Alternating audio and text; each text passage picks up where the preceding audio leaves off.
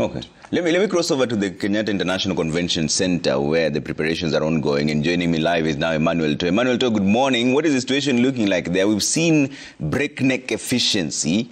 Is that the same thing that we're seeing there right now? Is it all set? Well, Trevor, of course, that has been the speed from the process when this impeachment process began. It has been warp speed, it has been breakneck speed, and that has been moved towards the making sure that the stage is set for this swearing in of Professor Kithure Kindiki as the third Deputy President of the Republic of Kenya. And right now, this place is a beehive of activities. If my colleague Mauritius could just show you some of the activities here. The seats are being reserved.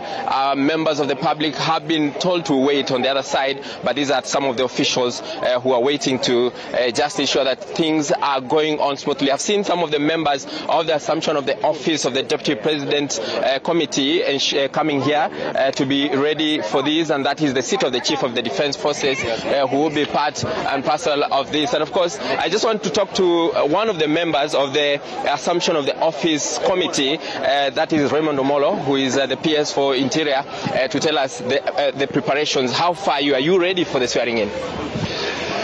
Yes, we are ready for the swearing in. The program begins at exactly 10 when the Chief Justice will preside over the swearing in.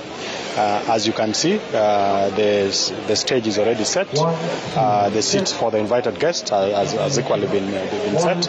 We expect everybody to be seated by 9 a.m. We have made adequate arrangements to take care of any security challenges that may be there. We have enough police officers to guide Kenyans who have come to participate in this swearing in. And we expect leaders from across the divide. Yes, yeah. Okay. And you have been here from last night. How has it been? When did you start and to prepare this stage for this activity? So the preparation began after the setup of the Assumptions of Office of the Deputy President Committee, which was chaired by the Secretary of the Cabinet, Madam Mercy Wanjao, last evening. So after that, we came here and we began the processes. That was around 7 p.m. So the teams have been working throughout the night, and you can see that they've been able to really push themselves to get us to this stage. Okay. How many people are attending?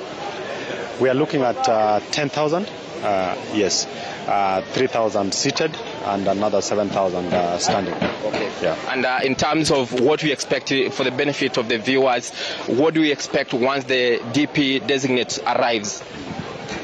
So the DP designate will arrive, and then of course after he arrives we expect His Excellency the President to also arrive, and then the program formally begins.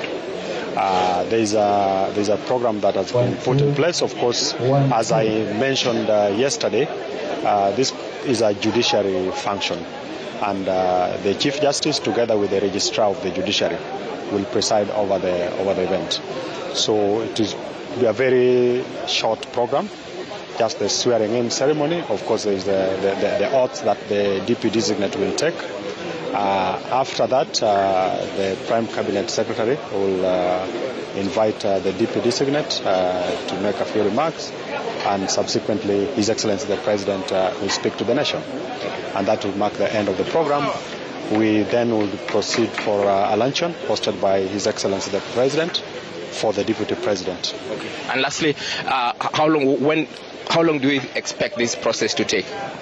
Looking at roughly 1 hour. 1 hour? Yeah. So by 11 you were done? Yeah.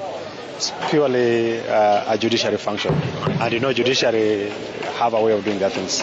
Yes. All right. Thank you so much. Well, thank you very much. That is the PS for Interior, Raymond Omolo, who is also a member of the Assumption of the Office of the Deputy President Committee.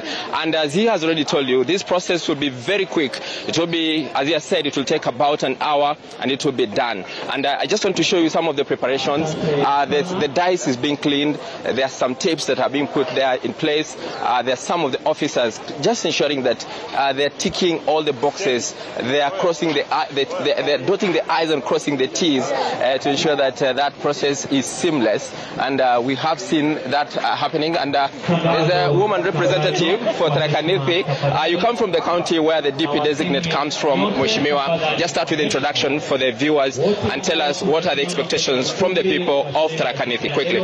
My name is Susan Windu, the woman representative for Tharaka Nithi County. Today we are so delighted, as especially the people from Tharaka Nithi, and specifically the people from Tharaka constituency.